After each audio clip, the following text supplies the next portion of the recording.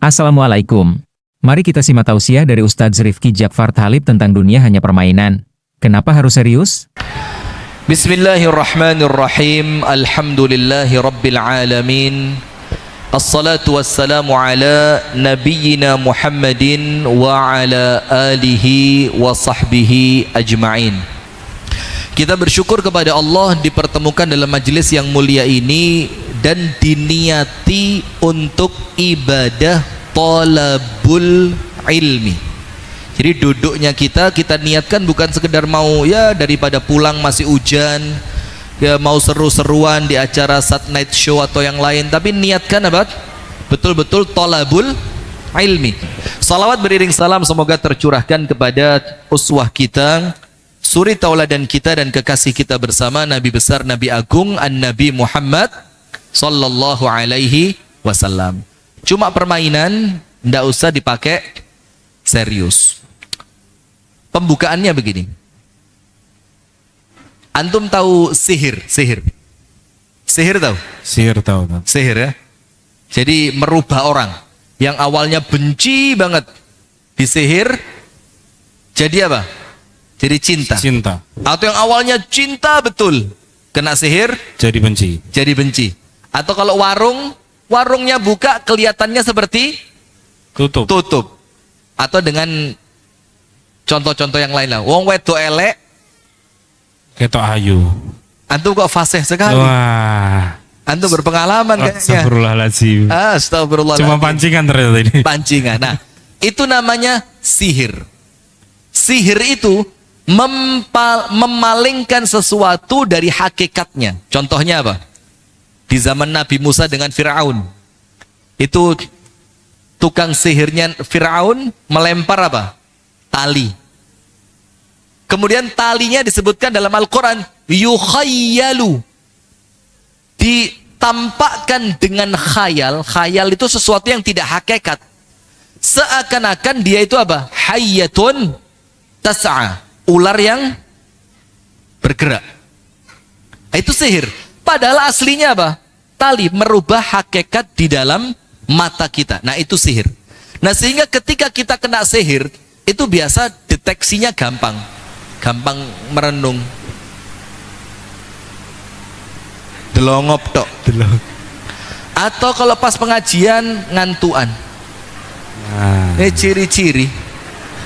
Sudah pernah ngundang Ustadz Faizar ke sini? Sudah pernah? Pernah sekali. Pernah sekali ya.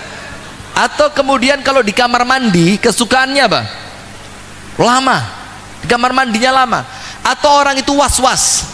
Sudah cawi, maaf ya, sudah cawi, bersih, mau keluar, engkau kecipratan maneh. Balik lagi, disiram lagi, sampai di kamar mandi itu apa? Ada yang sampai setengah jam, bahkan ada yang sampai sejam. Saking kena apa? Ya kena jin seperti sihir. Nah tapi kalau sihir itu dari jin, deteksinya gampang, ngobatinya juga tidak susah. Mendeteksinya apa? Pokok kita ini sudah ada perasaan koyok aku kok linglung ya. Ngelihat orang itu orang lain bilang jelek kok saya lihat Bagus ya. Kemudian saya kalau di masjid kok kayak gatel, tidak nyaman. Kalau di kamar mandi kok terasa nyaman. Itu gampang deteksinya. Tapi hati-hati. Ada sihir yang orang yang kesihir itu tidak terasa. Gak kerasa oleh disihir. Apa itu? Dikatakan oleh para ulama sihru ad-dunya. Sihir dunia. Ada orang itu tersihir dengan dunia tapi dia tidak sadar. Maka dikatakan dalam kitab, ada kitab kecil tipis gitu, judulnya apa? Min akhlaqis salaf, di antara akhlak para salafus soleh. Dikatakan di sana apa? Ad-dunya sahiratun, dunia ini menyihir kita. Ashar min sihri Harut wa Marut, yang sihirnya lebih berbahaya, lebih memudorotkan, lebih buruk, lebih mematikan dibanding sihirnya Harut dan Marut. Sihirnya Harut dan Marut itu paling top, bisa melakukan apa? Ayo, Sihirnya jin yang diajarkan oleh Harut dan Marut. Paling top bisa melakukan apa? Disebutkan dalam Al-Baqarah, yufarriqu ma bainal mar'i wa zawji. Menjadikan rumah tangga itu retak, memisahkan antara suami dengan istri. Tapi sihir dunia ini bukan cuma memisahkan suami dengan istri, tapi memisahkan yufarriqu ma bainal abdi wa rabbihi, memisahkan antara seorang hamba dengan Tuhannya. Tak kasih contoh. Itu kalau sihir dunia. Kalau sihir jin, setan, santet, telung, apalagi pelet, guna-guna, itu paling meripate gak hakikat. Gak hakikat itu seperti tadi yang saya ceritakan, elek keto ayu, ayu keto elek, warung buka kelihatannya tutup. Tapi kalau sihir dunia itu memisahkan seorang hamba dari Tuhannya. Contoh, ada ndak di Seragen ini? Kalau di tempat kami ada, tapi kalau di Seragen saya tidak tahu. Apa itu tuh? Sudah dengar azan, tapi tetap nyaman di toko. Nah, di Seragen tidak tahu saya ada apa enggak. wongnya teko lagi. Kok sampai sini Gus Ikdamnya? Oh ya, salah. Ini mereka tersihir ini. Kalau mereka dalam keadaan tidak tersihir, dia ngerti Allahu Akbar, Allah Maha Besar. Toko kecil, duit kecil, pelanggan kecil, dagangan laku itu kecil, Allah yang paling besar. Tapi karena dia kesihir dunia, sudah dipanggil Allahu Akbar, Allahu Akbar. Allah Maha baik, Allah ngerti kalau saya butuh duit. Iya enggak? Allah itu enggak koyo sampean kereng. Nah itu Bang, wongnya teko ngono iku. Wongnya teko lagi. Nah itu maka saya ingetin. Tapi ya mudah-mudahan ini mengingatkan bukan karena hasut ya. Karena banyak orang sekarang menasehati itu karena kalah jamaah, kalah viral, kalah apa lagi? Kalah follower. Nah kalau ini dari hati insya Allah. Begini, pengajian itu ini keluar tema ya. Pengajian itu sebagian. Ada yang menjadikan jamaahnya itu nyaman dengan dosanya, tapi diiming-iming dengan ampunan Allah yang luas. Oh, enggak apa-apa, Allah itu Maha Pengampun, Allah itu Rahman, Rahim, Allah itu pengasih, penyayang, gak ngamuan kayak sing jenggoten niko. Ini masalahnya apa? Masalahnya mereka tetap dibikin nyaman dengan kemaksiatannya, tapi ditipu dengan ampunan Allah. Ini tidak bisa begitu. Ayatnya apa?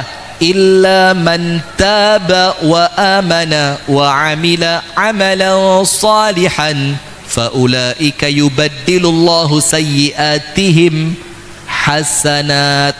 Orang itu kalau diiming-iming dengan ampunannya Allah harus dientaskan dulu. Ngerti dientaskan? Diselamatkan dulu dari maksiatnya. Nanti setelah selamat dari kemaksiatannya, diminta tobat, diajari taat, diajari amal soleh, baru Allah Rahman, Rahim, Ghafurun, Rahim, Ghaffar, baru masuk. Tapi kalau tidak pernah disuruh tobat, diiming-iming Allah itu pengampun, ini dalam kitabnya Ibnul Qayyim dibilang apa? Maghrur. Dibilang apa? Maghrur. Maghrur itu apa? Orang yang tertipu, tetap maksiat, tapi apa? Allah pengampun. Allah Maha tahu kalau saya ini lemah. Allah Maha tahu. Nah, ini namanya tertipu. Nggak, jangan gitu ya. Nah sudah, kita kembali. Tersihir dengan dunia apa? Wes kerungu adzan. Ternyata apa? Tetap jaga toko, tetap manggil pelanggan, tetap melayani pelanggan, dan dia tidak segera meninggalkan tokonya. Itu namanya terkena sihirnya apa? Dunia. Dan dia gak kerosok. Dibilang yo ngene iki wong kepingin soge, yo kerjone kudu mempeng. kerjanya harus keras, oleh pol-polan, sujud aja, Allah percuma dijalui sombangan Masjid Al-Falah. Iki sugih durung karuan, duit metu jelas. Lah, ini sihirnya apa? Sihirnya dunia. Nah, maka hadirin sekalian, ya itulah hakikat dunia itu. Kita ini sedang tersihir. Maka dikatakan antum kalau buka Facebook mesti baca ini. Orang di dunia ini pada hakikatnya apa? Mereka sedang tidur. Sedang apa? Tidur.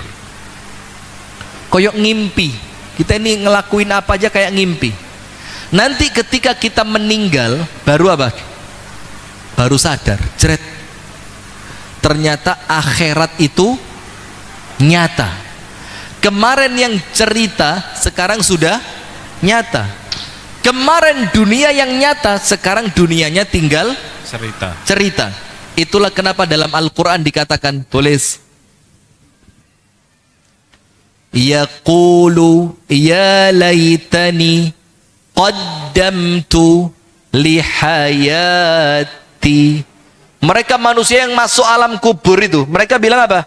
Yaqulu ya laitani, celakanya aku.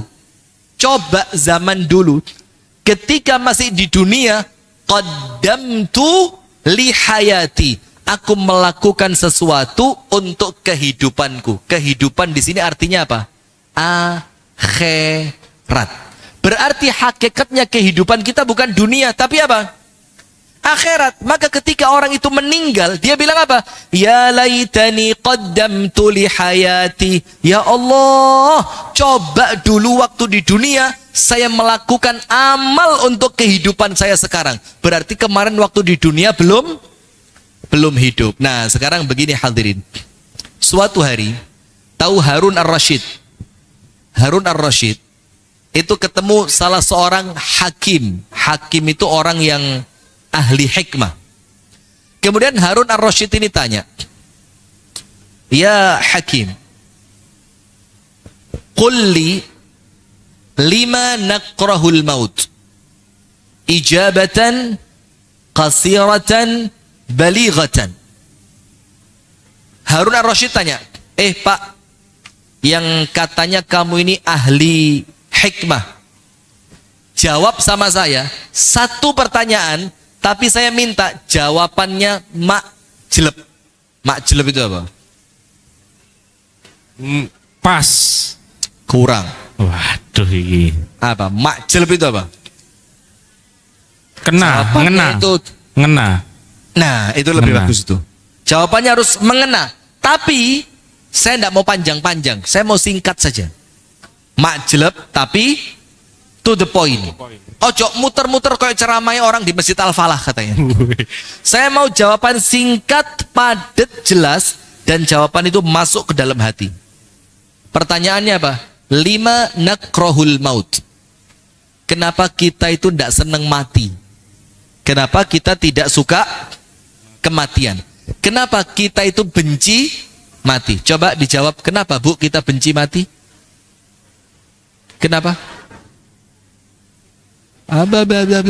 Belum punya bekal. Belum punya bekal. Terus merasa masih kurang. Rakus, ya. Apa lagi? Kenapa kita benci mati? Kenapa Lihat. Mas? Jawab Mas. Ayo Mas, jawab Mas. Yang bisa jawab dapat hadiah umroh Masya Allah. bagi yang mampu. Iya. Insya Allah haji di Donohudan. Di mana? Donohudan. Apa itu? Di Boyolali itu tempat manasik haji. Ada Ka'bahnya. Ada Ka'bahnya. Dengar saya. Insya Allah di situ dulu lah. Insya Allah lah, minimal latihan dulu ya. Iya. Nah sudah begini, nanti saya punya sesuatu tentang ini. Oh, Tolong iya. diingetin ya. Siap. Tolong diingetin. Siap. Manasik haji. Manasik. Itu oleh-oleh buat panjenengan pulang nanti terakhir. Antum lek lupa, Siap, tak catat. tak kutuk jadi batu antum. Begini, kenapa kita ini benci mati? Wes semua orang, jangankan sing sogeh, melarat loh, melarat. Orang miskin, rumahnya bocor, kadang-kadang makan, seringnya ndak makan, ndak bisa jalan-jalan, ndak punya motor, ndak punya mobil. Kalau dibilang Pak menikmati yo, weh menikmati sampai anaknya ojo aku gitu loh. Kenapa kok kita ndak suka mati? Jawabannya singkat, padat, jelas. Dengerin. Ketika laki-laki tadi menjawab kepada Harun ar-Rasyid, lima nakrahul maut, kenapa kita tidak suka yang namanya mati itu, pokok janganlah, sampean aja, jangan saya, gitu loh. Kenapa itu? Dijawab sama dia, li'annakum, karena kalian ini, ya termasuk saya, ya termasuk antum juga, karena kalian ini, kata ahli hikmah tadi, ammartumud dunya wa kharrabtumul akhirata, karena kalian membangun dunia, menghancurkan akhirat. Fatakrahunal khuruj minal umran ilal kharban, maka normal kalau kalian tidak senang pindah dari tempat yang telah kalian bangun, pindah ke tempat yang kalian hancurkan. Betul apa enggak? Tak kasih contoh. Gini Bu contohnya. Kita ini kan senengannya bangun dunia. Lali bangun kuburan. Lali bangun apa? Kuburan. Begini contohnya. Saya punya rumah di Kota Batu. Kota kelahiran saya, Kota Batu. Kota wisata Batu. Gini. Sudah pernah ke sana? Pernah. Ngapain? Beli ketan. Ketan alun-alun. Iya, ketan alun-alun. Legenda itu. Iya. Yang jualan kenal sama saya. Wah. Ngomong, muridnya Ustadz Rifki. Siap. Insya Allah Gratis, Ustadz. langsung pancet. Uh. Sudah, apa yang terjadi hadirin? Kita ini bangun apa? Dunia. Punya rumah. Oleh rumah toh ndak ada perabotnya, yo ndak pantes. Beli perabot. Perabotnya ada, sudah lengkap. Mosok omah duwe perabot lengkap, sepeda motor gak duwe. Beli sepeda motor. Sepeda motor punya, musim hujan. Waduh. Kalau musim hujan gini harus punya apa? Padahal sepeda motor itu enak loh. Kalau hujan ndak kepanasan, kalau panas ndak kehujanan. Enak sepeda motor itu. Kalau hujan Lemot. betul. Kalau hujan enak sepeda motor itu, ndak kepanasan antum. Iya. Enak sing aneh ya. Nah, ya betul kan? Betul. Nah, ambil positifnya aja Ya. sudah ya. Kalau hujan ndak kepanasan, kalau panas Enggak kehujanan. itulah sepeda motor. Masya Allah. Akhirnya apa? Kepingin punya mobil, belilah mobil. Apa kalau sudah punya mobil kemudian berhenti? Ndak. Yaitu dunia ini. Sampai Rasulullah bilang apa? Kalau manusia punya satu lembah emas, minta lembah yang keberapa? 2. Punya 2? 3. Punya 3? Ini emas loh, bukan istri, bukan. Iya. Kalau istri Berapa tuh? kalau bisa satu aja, kalau tidak Oh. bisa ya maksimal 4 lah. Kalau bisa satu aja. Antum mau berapa? Ya kalau dikasih 4 nggak nolak tat. Amin ya Amin. Allah. Tolong aminkan. Wih, Cek repot turipe, dikira Oh. penak dah. mumet bro. Nah maka begini, tidak ada orang dunia itu puas, tidak ada. Dunia ini hanya ya uang dulinan. Saya punya cerita, Ustadz nasional terkenal, minta ampun viralnya. Tapi kalau main futsal, kalau timnya kalah, tidak boleh berhenti. Lanjut, tak bisa, lanjut. Wasit wis peluit panjang, tit. Wasit kartu merah. Wasit pulang. Pokoknya timnya kalah gak gelem mandek. Tapi kalau timnya menang, berhenti itu harus tepat waktu. Maka ini permainan tadi itu. Nah sudah, maka dunia tidak ada habisnya. Kenapa? Setan itu mbisi kita. Setelah rumah punya perabot punya motor punya mobil punya. Oh, omahe lek di tingkat apik ketoke, ningkat rumah, ningkat selesai. Oh, iki perlu lek anak-anak gede, kamare kurang, nambahi kamar. Kenapa? Karena setan itu bisi. Setan bilang apa? Ayo mas, titik engkas. Ngerti titik engkas? Sedikit lagi. Sama berarti bahasa Jawa sama Jawa Timur sama Jawa Tengah ya. Ayo mas, titik engkas. Nanti kalau yang setitik ini dapat, wes gak usah maneh solato Masjid Raya Al-Falah, gak usah metu kok masjid. Setelah titik tadi dia dapatkan, antum kira selesai? Enggak, setannya datang lagi. Ayo titik engkas, karimek titik. Paling lek diuber gak sampai setahun oleh iku. Dapat itu. Ayo mas, ngejar lagi titik. Setelah titiknya setahun dapat, antum kira setannya pergi? Tidak. Enggak, seperti antum enggak pergi-pergi nih. So. Sudah setannya bilang apa? Ayo mas, titik engkas, iki gak sampai setahun iki, 6 bulan jangkep iki. Yo lek durung jangkep utang bank dhisik lah gak popo. Wong bayaran 4 juta paling cicilan mek 600 gak kalong. Itu setan. Akhirnya apa? Hidup kita ini cuma nguber titik, tidak sempat menikmati yang telah kita punya. Itulah dunia ini. Karena apa? Tidak sempat menikmati yang kita punya, terus dikejar apa? Dikejar keinginan, dikejar hawa nafsu, dikejar syahwat. Kudu duwe iki, kudu duwe iku, kudu podo mbek kancane. Apalagi ibu-ibu yang mau mantu ini. Mantu lek terope gak apik ya isin. Wingi tonggo sebelah, terope tumpuk pitu. Wah, susah.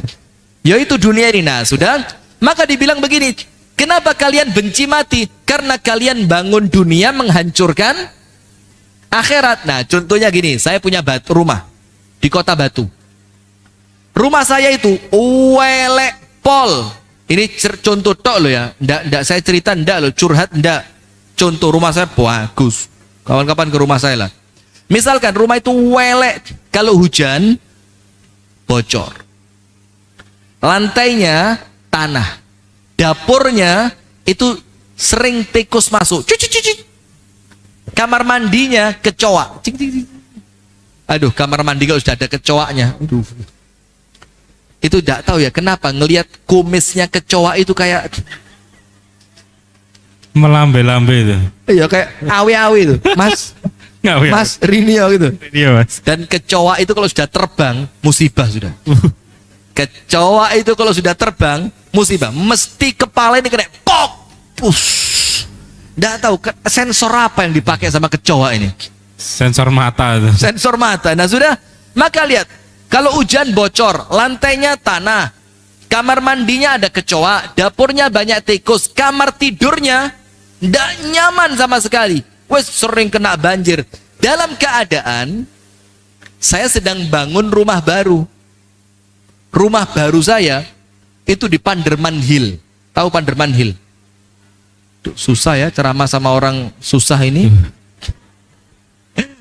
Panderman Hill itu daerah di Kota Batu, perbukitan, yang itu view-nya itu Kota Batu. Bisa kelihatan Gunung Semeru, bisa kelihatan gunung-gunung yang lain, itu di atas Panderman Hill. Dalam keadaan saya sedang bangun rumah di Panderman Hill, rumah saya 4 lantai. Lantai pertama khusus parkiran mobil mewah. Avanza, Xenia, Datsun. elek-elek kabeh itu ya. Itu lantai pertama. Pokok parkiran mobil mewah-mewah semua. Ya, Chevrolet Spin itu mobil paling mewah. Karena saya punyanya itu. Sudah, lantai 2 itu khusus kamar keluarga. Kamar saya sama istri, kamar istri kedua, kamar istri ketiga, kamar istri keempat, kamar anak dari istri pertama, kamar anak. Pokok ruang keluarga lantai 2. Lantai 3 itu ruangan kosong. Juga kalau saya punya acara, saya letakkan lantai 3. Lantai 4 itu tidak pakai atap. Langsung ngadep langit. Di sana ada kolam renangnya, ada tamannya, ada minibarnya. Kalau sore-sore melihat matahari tenggelam sambil baca buku, nanti ngomong, "Mbak, kopi dong." Yes. Menikmati senja. Ini pret-pretan anak sekarang. Kata anak senja. Opo anak senja ini? Buang-buang waktu. Buang-buang apa? Waktu. Nah, sudah. Rumah yang saya bangun, yang mewah 4 lantai tadi, yang semuanya fasilitas lengkap, itu rumah saya sudah jadi.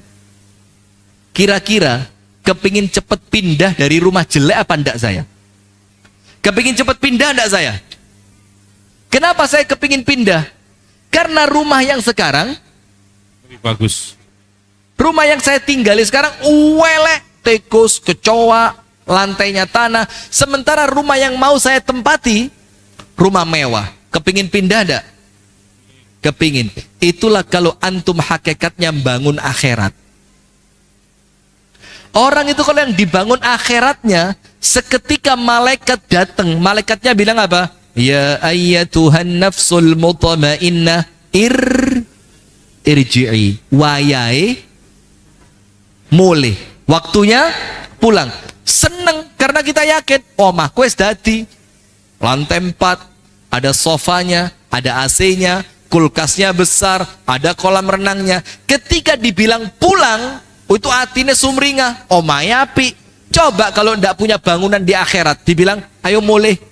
Sementara rumah akhiratnya bagus, rumah dunianya bagus. Dibilang sama malaikat pulang, waduh, ya jerit-jerit. Kenapa? Karena rumah bagus bakal dia tinggal, pindah ke rumah yang jelek. Nah, sekarang hadirin sekalian, itulah ibarat dunia ini. Sekarang Anda buka surat Al-Hadid. Surat apa? Al-Hadid ayat yang ke-20. Saya tidak akan lama-lama ya, paling setengah 12 lah selesai. Surat Al-Hadid ayat berapa? 20. Allah Ta'ala berfirman, i'lamu, ketahuilah. Nah sekarang perhatikan hadirin. Saya kalau membongkar ayat itu tidak sembarangan. Dan saya kalau membongkar ayat itu bukan kemudian makna zohirnya tok, enggak. Tapi kita perlu masukkan ke sini, diyakini di dalam hati. Akalnya masuk, hatinya yakin. Ketika Allah mengatakan i'lamu, artinya apa? Ketahuilah. Berarti ada sesuatu yang sebelumnya kita tidak tahu. Allah kepingin kita tahu. Tak kasih contoh. Surat At-Takatsur. Surat apa? At-Takatsur. Dalam At-Takatsur itu dikatakan alhaakumut takatsur hatta zurtumul maqabir kalla saufa ta'lamun thumma kalla saufa ta'lamun. Allah bilang apa? Alhaakumut takatsur. Bermewah-mewahan itu telah bikin kalian lalai. Lalai maksudnya apa? Lalai dari akhirat. Bermewah-mewahan dalam kehidupan dunia. Bajunya sehari ganti 4 kali. Perempuan ini loh. Jilbabnya di lemari ada berapa? Gamisnya berapa? Waduh, alhaakumut takatsur. Bermewah-mewahan telah melalaikan kalian. Sampai kapan? Hatta zurtumul maqabir. Sampai nanti kalian baru sadar kalau kalian sudah masuk di mana? Kuburan. Nah, berarti ayat ini Allah berikan untuk kita ketika kita masih hidup. Tujuannya apa? Supaya nanti sadarnya kita bukan di kuburan. Tapi kita mendengarkan ayat alhaakumut takatsur hatta zurtumul maqabir ketika kita masih hidup, supaya apa? Nanti sampai kuburan gak getun. Getun itu apa? Kecewa. Nah, supaya nanti sampai kuburan gak gelo, gak nyesel. Kenapa? Saya sudah sadar ketika saya mendengarkan ayat itu sebelum orang lain sadarnya di kuburan. Karena orang lain tidak baca ayat, orang lain tidak duduk di pengajian. Loh, kalau kita duduk di pengajian, dengar ayat, kelalaian apa? Bermewahan telah melalaikan kalian sampai kalian masuk di kuburan. Nanti kalla saufa ta'lamun. Kalau sudah sampai kuburan, kalian baru ngerti. Nah, maka sekarang Allah ingetin kita supaya ingatnya tidak telat. Supaya apa? Ingatnya tidak telat. Sehingga nanti kalau mati, wes gak gopoh. Alah, mboten nopo-nopo, insya Allah bekal sudah cukup. Kuburan sudah dibangun. Alam akhirat sudah saya persiapkan. Sodakoh sudah. Amal soleh sudah. Tidak seperti yang lain. Ketika mati, dia bilang apa? Rabbirji'un. Ya Allah, kembalikan ke dunia ya Allah. Kenapa? Saya mau melakukan amal soleh yang dulu saya tinggalkan. Atau kalau yang lain apa?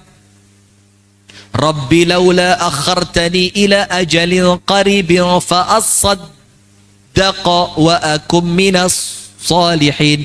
Ya Allah, kalau ajalku ditunda, saya mau sedekah. Dan saya mau jadi orang yang soleh. Perhatikan, kalau ajalku ditunda, berarti ajalnya dia sudah datang atau belum? Nah sekarang panjenengan kan ajalnya belum datang. Berarti apa? Sedekah itu tugas panjenengan. Diingetin mulai sekarang supaya nanti ketika wafat Anda tidak lagi minta, ya Allah balik, saya mau sedekah. Enggak ngomong gitu Anda. Kenapa? Karena sebelum mati Anda sudah sedekah. Nah, itulah makna ayat Al-Hadid 20. I'lamu. Ketahuilah. Supaya kita taunya enggak telat. Supaya mulai sekarang kita sudah ngerti.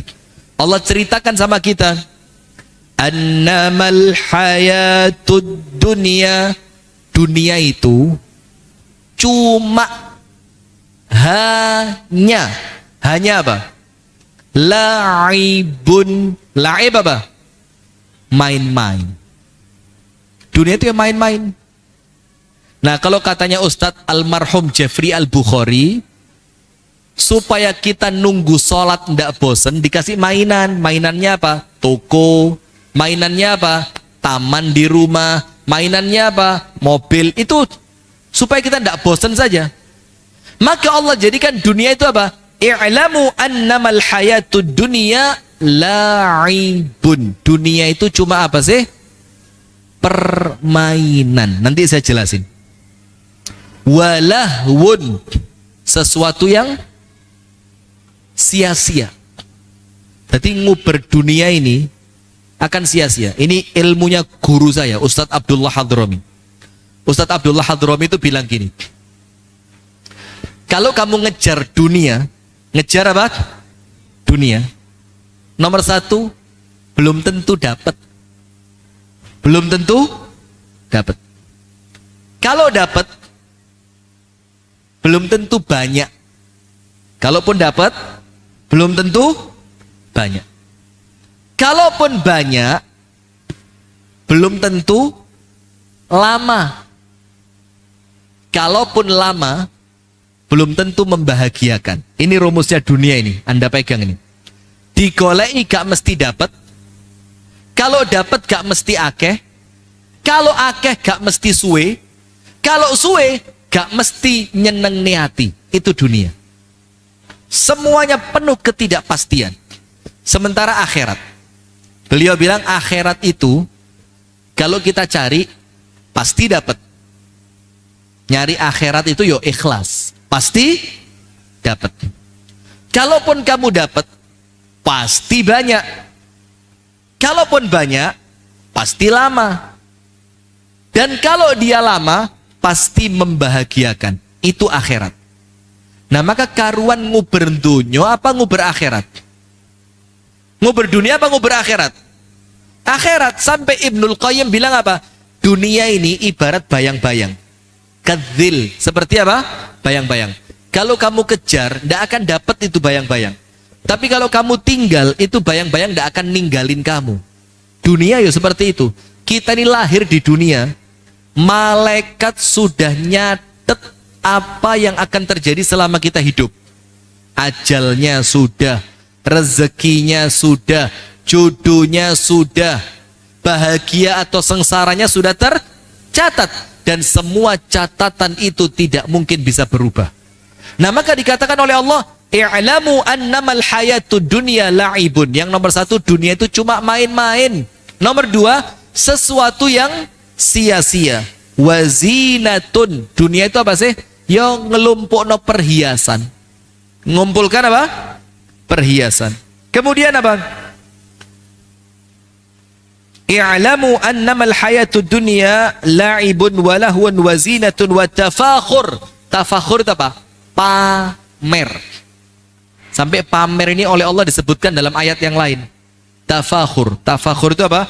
Pamer. Pamer dengan apa? Bainakum, di antara kalian, wa takatsur, ake-akean, banyak-banyakan, fil amwal, harta, aulad, dan banyak-banyakan anak. Itulah dunia ini, pamer. Oh, mobilku luwe apik, omaku luwe mewah, anakku luwe pinter, anakku dadi dokter. Itu dok dunia ini. Nah, sementara Allah firmankan dalam ayat yang lain, yauma la yanfa'u malu wala banun. Nanti kalau sampai di akhirat, yang kita bangga-banggakan di dunia ini, yes, di dunia tidak ada artinya ini. Apa itu? Nanti sampai akhirat semuanya tidak ada artinya. Yauma la yanfa', tidak mendatangkan manfaat. Mal, harta. Jadi harta yang di dunia kita mati-matian mengejar harta tadi. Ternyata sampai akhirat hartamu tidak manfaat. Pernah buka YouTube enggak? YouTube ada seorang kaya di Eropa. Ini cerita film. Tapi kok film itu untuk kita bisa dipelajari. Ada hikmahnya. Ada orang kaya, hartanya besar, mewah, luar biasa, apapun dia punya. Sakit, datang ke rumah sakit. Sama dokter divonis apa? Kanker stadium 4. Terus dokternya bilang, wes, seneng-senenglah kamu. Kalau hitungan medis, umur kamu sisa 1 bulan. Sisa berapa? Sebulan. Orang kaya tadi pulang ke rumahnya. Semua uang cash yang dia punya dimasukkan keranjang, dimasukkan koper, dimasukkan tas. Dibawa balik ke rumah sakit. Ditaruh di ruangan dokter. Orang kaya itu bilang apa? Dokter, ini semua harta saya yang terkumpul di rumah, yang cash. Yang di bank, aset, emas, yang lain belum. Tapi semuanya untuk kamu, syaratnya apa? Sembuhkan saya. Apa kata dokternya? Tidak bisa. Nah artinya apa? Baru di dunia saja, orang yang kaya raya terkadang dia punya penyakit yang dokter tidak bisa nyembuhin. Maka nanti apalagi di akhirat.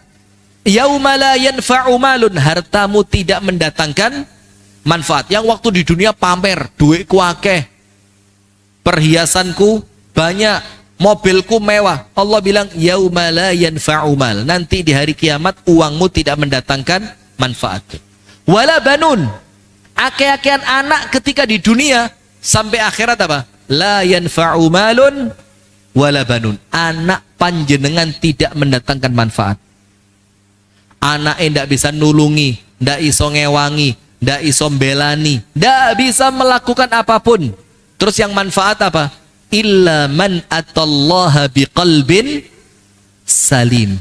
Kecuali orang yang menghadap kepada Allah ternyata hatinya bersih. Nah sekarang kita lanjutkan. Al-Hadid 20. I'lamu annamal hayatud dunya la'ibun wa lahun wa zinatun wa tafakhurun bainakum wa takathurun fil amwali wal aulad. Allah ngasih contoh seperti apa dunia itu. Permainannya, kesia-siaannya, bermegah-megahannya, pamer-pamernya, bangga-banggaannya seperti apa? Allah katakan, kamathali ghaithin a'jabal kuffara nabatuh. Seperti hujan yang kemudian menumbuhkan tanaman-tanaman yang sangat subur, sampai dari tanaman yang hijau tadi orang kafir itu terpesona. Hati-hati. Berarti yang pantas terpesona dengan dunia bukan orang beriman. Tapi siapa? Orang kafir. Karena orang kafir tidak punya jatah akhirat. Tak cerita nih sekarang. Nabi Muhammad sallallahu alaihi wasallam. Ketika ada masalah, normalnya manusia lah ya. Kalau pas sumpek, sesekali hatinya rodok, sempit. Itu Nabi Muhammad doanya apa? Allahumma la aisha illa aishul akhirah. Ya Allah, tidak ada kehidupan yang aku cari kecuali kehidupan akhirat. Hati ini tenang. Jadi ketika Anda arisan gak metu-metu, gak apa-apa, aku golek akhirat. Kerja gak soge-soge, gak apa-apa. Yang kita cari bukan dunia tapi akhirat. Sampai Nabi Muhammad saja menghibur dirinya, gak kelihatan. Nah, sudah kelihatan. Menghibur dirinya dengan kalimat apa? Allahumma la aisha illa aishul akhirah. Ya Allah, tidak ada kehidupan yang aku cari kecuali kehidupan akhirat. Maka kisahnya begini. Nabi Muhammad itu tidurnya di mana? Apa? Alas tidurnya Nabi Muhammad apa? Salah. Pelepah kurma. Salah. Ngenyek Nabi Anda. Nabi Muhammad itu Anda buka kitab Syama'il Muhammadiyah. Kasurnya dari kulit. Diisi bulu binatang. Itu kasurnya Nabi Muhammad. Pelepah kurma. Ngomongnya eram. Nah, tapi betul. Nabi Muhammad pernah tidur dengan alas pelepah kurma, tapi tidak tiap hari. Kapan Nabi Muhammad tidur dengan alas pelepah kurma? Ayo, kapan? Kenapa? Waktu perjalanan. Waktu perjalanan. Antum ngarangnya pewinter ya, Masya Allah. Kapan? Begini, Nabi Muhammad itu pernah diboikot oleh 9 orang istrinya. Songo boikot KB. Jadi kalau istri cuma satu boikot, ya pantes. Jangan khawatir. Ini 9 istrinya semuanya memboikot Nabi Muhammad. Terus ketika istrinya boikot, itu Nabi Muhammad tidak berani buka pintu rumah, menghargai istri. Istriku tidak mau saya masuk ke rumah, maka saya tidak pantas masuk ke rumah. Nabi Muhammad tidurnya di mana? Di gudang. Gudangnya Baitul Mal yang isinya makanan saat itu kosong. Nah maka di gudang tadi Nabi Muhammad beralaskan pelepah kurma. Sayyiduna Umar masuk. Ketika lihat Umar masuk, Nabi Muhammad bangun. Kemudian di pundaknya apa? Membekas pelepah kurma. Terus Sayyiduna Umar nangis. Rasulullah marah. Ya Umar, kenapa nangis? Umar bilang apa? Ya Rasulullah, Al-Kisra wal Qaisar, itu loh Raja Persia, Raja Romawi, tidurnya kasur empuk dari permadani yang bagus, terbuat dari sutra yang halus. Lah kok Anda yang Nabi, lah kok tidurnya di atas pelepah kurma? Apa kata Nabi Muhammad? Lihat, ini loh. Dunia ini gak usah digaya serius. Mobil hilang, rumah hilang, istri hilang, golek lagi. Cari lagi, yaitu dunia. Maka Rasulullah marah. Rasulullah bilang sama Umar, ya Umar, atardu an takuna lahumud dunya walana al-akhirah? Umar, Rasulullah bilang, kok Umar ngomong begini? Saya tidak nyongko Umar ngomong seperti ini. Ketika saya tidur di pelepah kurma, Umar nangis membandingkan tempat tidur saya dengan Raja Persia, Raja Romawi. Itu keliru Umar. Bukankah kamu ridho dunia Allah berikan untuk mereka dan Allah berikan akhirat untuk kita? Coba lihat. Biarkan dunia untuk mereka. Wes sing seweneng, sing lega ndek donya. Entekno. Tapi nanti di akhirat yang selamanya, yang tidak ada akhirnya, yang tidak ada endingnya, itu akhirat, kenikmatannya Allah berikan untuk kita. Apa kata Umar? Ya Rasul, saya ridho. Nah, maka kemudian kalau orang kafir yang takjub dengan dunia, pantas karena ayatnya apa? Kamathali ghaithin a'jabal kuffara nabatu thumma yahiju fatarahu musfarran thumma yakunu hutama. Setelah hijau tadi, hujan turun, tanaman keluar, tanamannya hijau, seger, subur luar biasa. Orang yang ngelihat seneng. Orang yang ngelihat seneng. Bas, akhir ayat. Orang yang ngelihat seneng. Setelah orang yang ngelihat seneng, apa yang terjadi? Tiba-tiba daun yang tadinya hijau menjadi apa? Kuning. Setelah kuning, rontok. Setelah rontok, hilang. Nah, itulah dunia ini. Sementara wa fil akhirati adzabun syadidun wa maghfiratun minallahi wa ridwan wa mal hayatud dunya illa mata'ul ghurur. Nah, berarti hadirin ingat, dunia ini cuma main-main. Nomor 1, kalau ada masalah jangan dibikin serius, maafin. Nomor 2, dunia ini cuma main-main. Kalau perlu sodakoh, jangan pelit, keluarin. Uang ini cuma guyon sementara. Nomor 3, kalau ikhtiar dunia, ojo ngoyo. Uang ini cuma main. Nah, maka ada satu hadis penutup. Ini sudah 3 kali tadi. Ustadz tanya jawab penutup. Antum pernah dengar enggak? Ini ada yang bilang hadis, ada yang bilang bukan hadis. Tapi masyhur di kalangan kita. Apa itu? I'mal li dunyaka ka'annaka ta'ishu abadan. Kerjalah untuk duniamu seakan-akan kamu hidup selamanya. Wa'mal li akhiratika ka'annaka tamutu ghadan. Tapi lakukan untuk akhiratmu seakan-akan besok kamu mati. Pernah dengar itu? Itu maksudnya tidak seperti yang kita fahami. Kerjalah untuk dunia seakan-akan kamu hidup selamanya. Maksudnya kan disuruh serius. Enggak. Apa? Seakan-akan kamu hidup selamanya. Itu maksudnya apa? Kalau untuk dunia, ojo ngoyo selesai sekarang. Bayang no, mene se ono, mene yo kene. Besok lusa bisa. Bayangkan seakan-akan kita hidup enggak harus kudu iki, harus selesai. Enggak.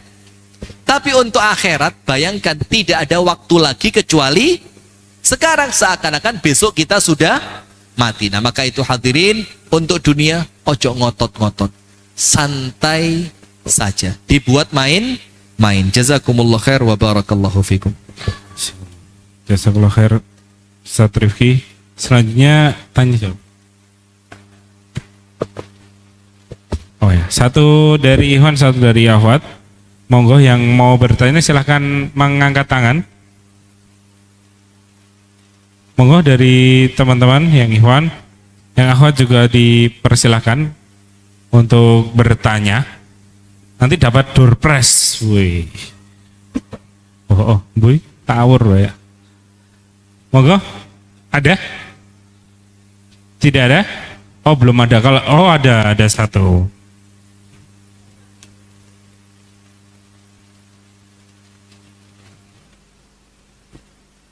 Assalamualaikum warahmatullahi wabarakatuh. Waalaikumsalam warahmatullahi wabarakatuh. Maaf, Ustadz, ini nanyanya agak di luar topik. Kan semua yang sependek ilmu saya, semua yang kita lakukan akan ada pertimbangannya di akhirat. Nah, ketika ada kesalahpahaman kita dengan seseorang dan kita sudah minta maaf, tetapi orangnya tidak mau memaafkan, itu gimana, Ustaz? Sekian dari saya. Wassalamualaikum warahmatullahi wabarakatuh. Waalaikumsalam. Ini pertanyaan sehari-hari kita alami nih. Jadi kita kan namanya orang hidup pasti ada masalah lah. Salah faham, salah ngomong, salah sikap, bikin orang lain marah, atau mungkin kita yang marah. Dan itu dunia. Anda pegang.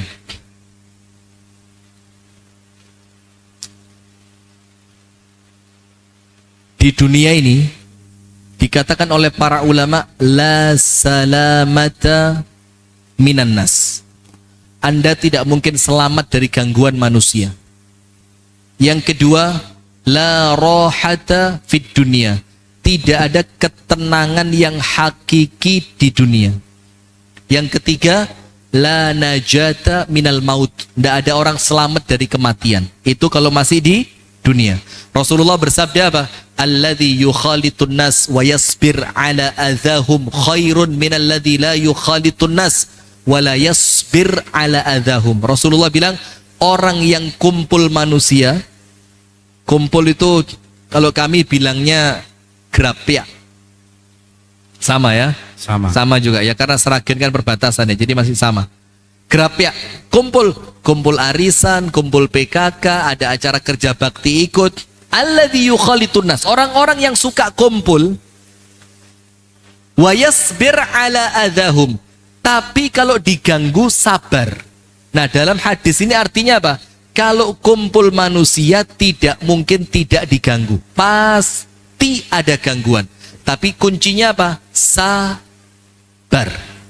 Orang yang kumpul dan sabar lebih baik dibanding siapa? Walladzi la yukhalitun nas wa la yasbir ala adahum. Dibandingkan orang yang tidak seneng kumpul-kumpul, biasanya tersinggungan. Ngerti tersinggungan? Gak kenean, diomongi titik pure, dikandani titik mutung. Itu tidak baik. Nah, maka kalau panjenengan ada masalah dengan orang, artinya panjenengan kumpul, maka obatnya cuma satu, sabar. Nah, sekarang begini, terkadang ada masalah di antara kita, saya yang salah atau dia yang salah. Kalau saya yang salah, saya datang ke rumahnya dia, saya minta maaf. Saya minta maaf. Dan ingat, minta maaf itu tidak tercela. Ojo gengsi. Jangan apa? Jangan gengsi. Nah, sudah. Ternyata sampai di rumahnya dia, orangnya tidak mau maafin. Kejadian apa tidak model begini? Banyak. Apa kata Syekh Utsaimin? Anda buka kitabnya Syekh Utsaimin, Syarah Riyadus Shalihin. Penjelasan kitab Riyadus Shalihin punya Syekh Utsaimin. Syekh Utsaimin bilang apa? Kalau kamu minta maaf dan orangnya tidak mau memaafkan, apa kata Syekh Utsaimin? Itu haknya dia. Bisa enggak kita maksa? Maafin saya, enggak bisa. Haknya dia. Selama dia tidak memaafkan, maka kita masih punya tanggungan. Nah, tapi ada obatnya. Kata Syekh Utsaimin, nomor 1, iktar al-ihsan ilaihi. Perbanyak berbuat baik sama dia. Datang ke rumahnya, walaupun dia mencep ngerti ya? Datang ke rumahnya, bawain kopi sianida. Bawain apalah, gula, minyak, datang. Banyak berbuat baik. Terus apa? Ketika dia jauh, ceritakan yang baik tentang dia. Wong iku lo api, orang itu lo sopan, orangnya sabar, orangnya itu yang pertama. Jadi perbanyak berbuat baik untuk dia. Nomor 2, doakan dia kepada Allah agar Allah mengampuni dosanya, agar Allah merahmati dia, agar Allah membukakan hatinya. Dan yang ketiga, jangan lupa introspeksi diri. Dia tidak mau memaafkan saya. Kalau saya yang disakiti seperti dia, kira-kira saya maafin nggak? Gitu loh. Jadi nomor 1 kata Syekh Utsaimin apa? Banyak baik sama dia. Nomor 2, banyak doain dia supaya Allah ampuni, Allah rahmat. Itu gantinya apa bahasanya itu apa ya? Kafarohnya, dendanya gitu. Tungakno. Nomor 3, cek. Kalau dia tidak mau memaafkan, kira-kira kalau saya yang disakiti seperti itu, saya maafin nggak dia? Nah, supaya kita gak gampang nyakitin orang lain. Nah, nanti urusannya di akhirat kita serahkan kepada Allah. Karena apa? Allah lebih tahu. Kalau kita jujur, ikhlas, sungguh-sungguh, tenanan minta maaf, nanti insya Allah Allah yang menyelesaikan di sana. Wallahu ta'ala a'lam bissawab. Ada lagi satu dari... Jangan dipaksa saya. Oh, jangan dipaksa. Oke. Ini tadi saya masih ada amanah tentang cerita manasik haji. Cerita manasik haji. Jazakumullah khair. Antum udah jadi batu berarti ya. Tadi kalau lupa saya kutuk jadi batu. Cerita manasik haji. Itu Ustadz Alfan juga insya Allah tahu itu. Ada guru kami di Libya dulu, namanya Ustadz Jazuli. Orang Sudan. Beliau sudah meninggal. Semoga Allah merahmati beliau. Mana Ustadz Alfan ya? Udah pergi ya? Namanya Ustadz Jazuli Rihal Amin. Ustadz Jazuli itu pernah masuk ke kelas kami. Kemudian tanya, itu langsung itu. Assalamualaikum, langsung tanya. Man minkum yuridu an ya'tamir. Siapa yang pengen umroh katanya. Kita kalau ada dosen ngomong umroh, karena dosen-dosen kita orang Saudi, itu mesti oleh hadiah. Semangat, angkat tangan semua. Semuanya mau. Satu kelas itu isinya 40. Itu angkat tangan pengen umroh kabeh. Beliau bilang, sudah turunin tangannya. Terus beliau tanya, siapa yang sudah belajar manasik umroh? Waktu itu kita baru i'dad lughawi. I'dad lughawi itu tas lulus SMA. Jadi artinya gak kepikiran manasik umroh, belajar ilmu tentang umroh, tawaf itu apa, sa'i itu apa, kita gak kepikiran. Maka beliau tanya, siapa yang mau umroh? Angkat tangan semua. Sudah, turunin. Terus beliau tanya, angkat tangan yang sudah pernah belajar manasik umroh. Satu pun tidak ada yang angkat tangan. Mudun kabeh. Terus beliau tanya, kalau kalian kepingin dan keinginan itu jujur, pasti kalian ikhtiar untuk belajar. Tapi kalau keinginannya tidak jujur, maka tidak perlu belajar. Terus beliau bilang apa? Ilmu itu menuntut untuk diamalkan. Apa maksudnya? Ilmu yang kita punya akan mengantarkan kita untuk bisa melakukannya. Dengan ilmu yang kita pelajari, Allah akan mudahkan jalan untuk kita punya cara untuk mengamalkan ilmu yang kita pelajari. Maka beliau bilang apa? Kalau pengen umroh, nah kalau antum tadi kan bilangnya haji. Kalau pengen haji, mulai sekarang belajar manasik haji di Boyolali tadi. Ya, betul. Nah, sehingga nanti ketika Allah melihat kamu sudah siap, niatmu benar, ikhtiarmu cukup. Nanti Allah yang kasih rezeki dan Allah yang kasih kemampuan. Kenapa?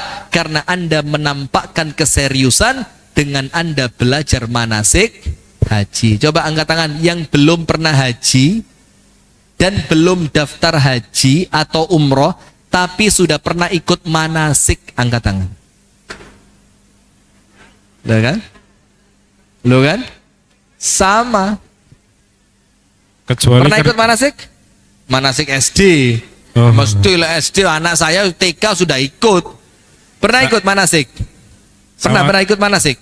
Tapi belum haji, belum umroh. Terus manasiknya acaranya sekolah atau apa? Nah, sekolah. Ya sing kudu acara sekolah sama sing niat. karyawan haji umroh nggak apa-apa. Oh, ya podo ae kalau itu ya. Sudah, barakallahu fiik. Oke. Siap. Oke, jazakallahu khair Ustaz Rifki atas ilmu-ilmunya, Masya Allah.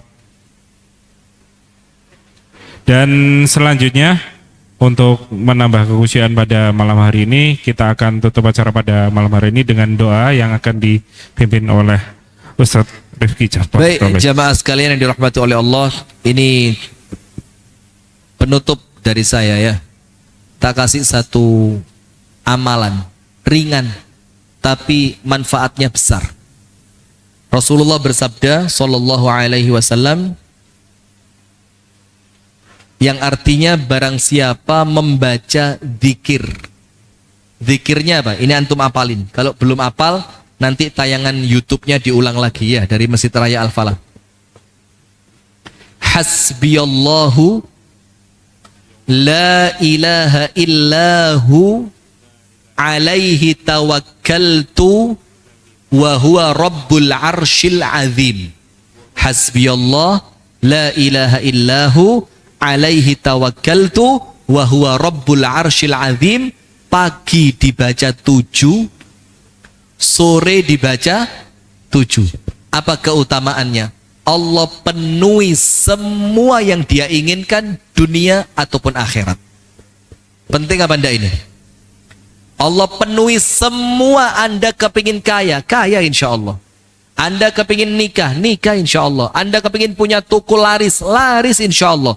Allah penuhi semua keinginannya, dunia ataupun akhirat. Dibaca berapa kali? 7 pagi, 7 sore. Tapi harus istiqomah.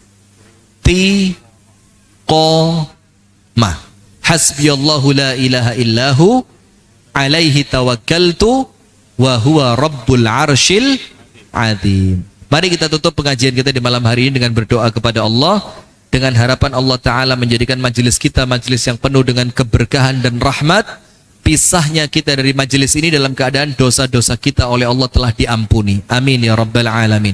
A'udzu billahi minasyaitonir rajim. Bismillahirrahmanirrahim. Alhamdulillahi rabbil alamin. Allahumma salli ala Muhammad wa ala ali Muhammad. Allahumma ighfir lil muslimina wal muslimat wal mu'minina wal mu'minat al ahya'i minhum wal amwat. Innaka sami'un qaribun mujibud da'awat ya qadhiyal hajat. Rabbana ighfir lana dhunubana wa liwalidina warhamhum kama rabbawna sighara. Allahumma ya Rabbana hab lana min azwajina wa dhurriyyatina qurrata a'yun waj'alna lil muttaqina imama. Allahumma ya muqallibal qulub thabbit qulubana ala dinik. Allahumma inna nas'aluka taubatan nasuhan qabla al-maut. Allahumma tawaffana wa anta radhin 'anna. Allahumma tawaffana wa anta radhin 'anna. Allahumma tawaffana ya Allah wa anta radhin 'anna. Allahumma ansur ikhwanana al-muslimina fi Filistin. Allahumma ansurhum 'ala aduwwihim. Allahumma at'im ja'i'ahum. Allahumma shfi mardahum wa dawi jarhahum wa aminhum fi awtanihim ya rabbal alamin. Allahumma ansurhum ala aduwihim waktub lahumun nasra wat tamkin birahmatika ya arhamar rahimin. Allahumma ya Rabbana atina fid dunya hasanah wa fil akhirati hasanah wa qina adzaban nar walhamdulillahi rabbil alamin. Dari kami cukup sekian, kami tutup dengan doa kafaratul majlis. Subhanakallahumma wa bihamdika asyhadu an la ilaha illa anta astaghfiruka wa atubu ilaik.